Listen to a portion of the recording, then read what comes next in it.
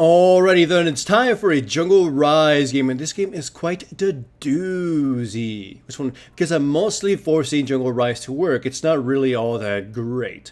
Thing is, I'm playing with my friends, and they said, "Hey, pick whoever you want." So I decided to play Jungle Rise.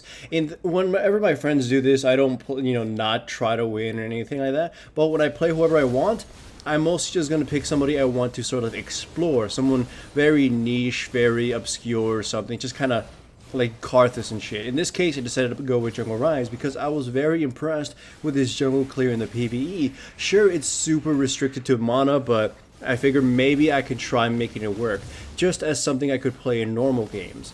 And as you can see, his clear isn't the worst. There on the Krugs, I actually screwed up the combo and I took more damage than I needed to. And I could have probably stood the kite more, but whatever. I really want to make it work, mostly because of this. His snare being a targeted quote-unquote hard CC would make him an insane ganker. Of course, the rest of his total package in the jungle isn't all that great. He's super reliant on mana, as you can see. I'm with just one camp, well, two camps in this case now, starved me for mana. Once I buy Tear of the Goddess though, it becomes way easier, but it's still rather starved. In fact, I end up having to monopolize blue for the early game just so I can deal with this.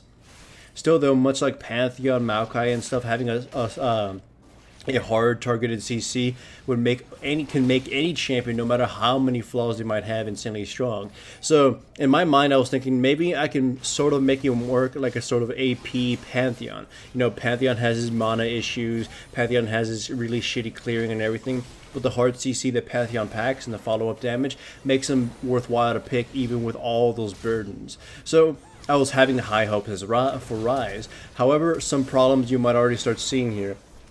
As Jungle Rise, you're sort of you burn a lot of your gold initially having to build a jungle item. The Jungle Talisman did do some work, but I figured I needed some more damage because as I'm roaming and everything, I just don't seem to be able to kill anybody and kind of rely on becoming a sort of CC bot. Initially in the beginning, my damage is fine, but as it sort of teeters into the mid game, sort of when Jungle Rise will start packing, a Rod of Ages or maybe an Archangel staff at that point, I'm still sort of stuck with incomplete items. So it just feels like my damage doesn't keep up. So I decided to buy the Runic Echoes to maybe sort of boost that up, or at least that's what I was figuring it would do.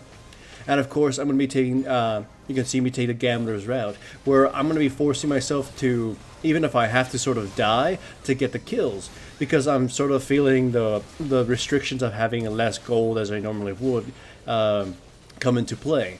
And I've explained this in the past, where some champions just can't farm the jungle fast enough or properly enough, and they end up just being like worse versions of their lane selves. One of the better examples of this is Volibear.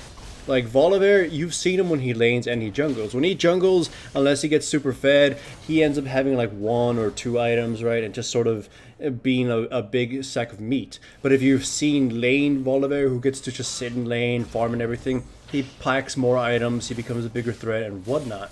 That's what I'm feeling right now with Ryze. That I can't farm the jungle adequately enough to become a threat. So I'm just kind of, if you think lane Ryze is weak right now, then jungle Ryze is feeling way, way worse. I'm pretty sure I'm not playing him as efficiently as he could be either, but god damn, he's just falling in that whole little that jungle issue where his jungle, even like if I could make it work, would just be such a worse version that he will probably be some kind of CC bot. All right, so I mean, it was actually pretty goddamn fun, but it was actually pretty damn fun playing Jungle Rise, but it just kind of felt like I wasn't doing nothing half the time. Like, if I don't catch anybody with my snare, then it just felt I was wasting my time.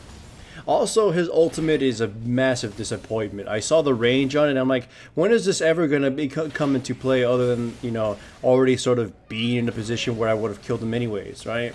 So I didn't bother to level it. I mean, I read on Reddit that you probably shouldn't even level the damn thing at level for rank 1 until level 10 because it's pretty goddamn worthless. So I just ignored it. You can see me. I finally take a point into it because I'm actually level 10, just in time, right?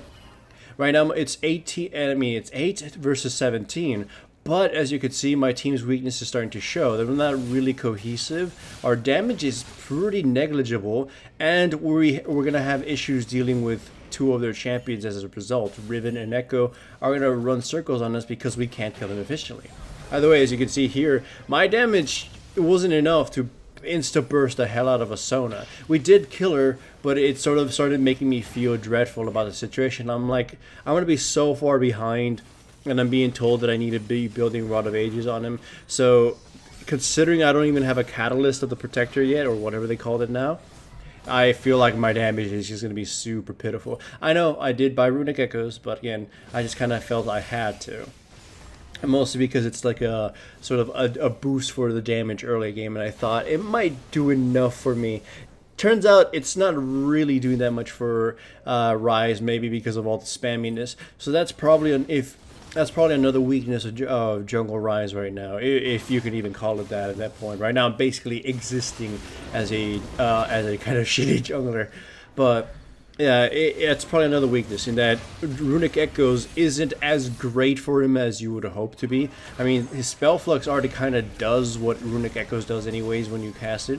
So, As you can see, also, the enemy Tom is fat as shit, and I can't do anything to him. In fact, he can probably kill me 1v1 at this point.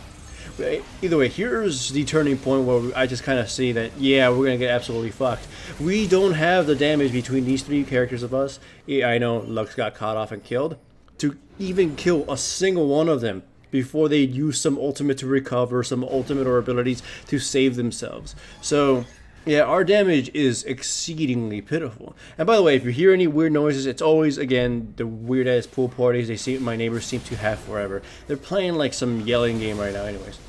By the way, here, the enemy team catches my teammates off guard. They kill the Lux once more. Alistair goes in to try to initiate, but as you can see, the damage just isn't there in combination with all my team. I teleport in with my ultimate, but it's a little bit too late, and even then, the Tom is just too fucking fat to even try to kill, so I'm forced to back away.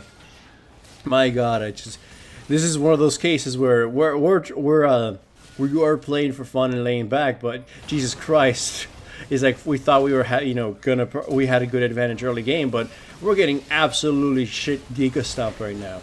Like, we only kill Echo here because he gets super greedy, and then Alistair goes in and slaps someone on the butt and manages to kill her. But that's again because the enemy team got a little bit too over ambitious and tower dove and took a bunch of free damage. Our only possible hope right now is that the Draven, who is pretty much farming on his own and kind of disregarding the team, gets super big and super fat and can absolutely annihilate the enemy team. But of course, I'm not holding my breath for that.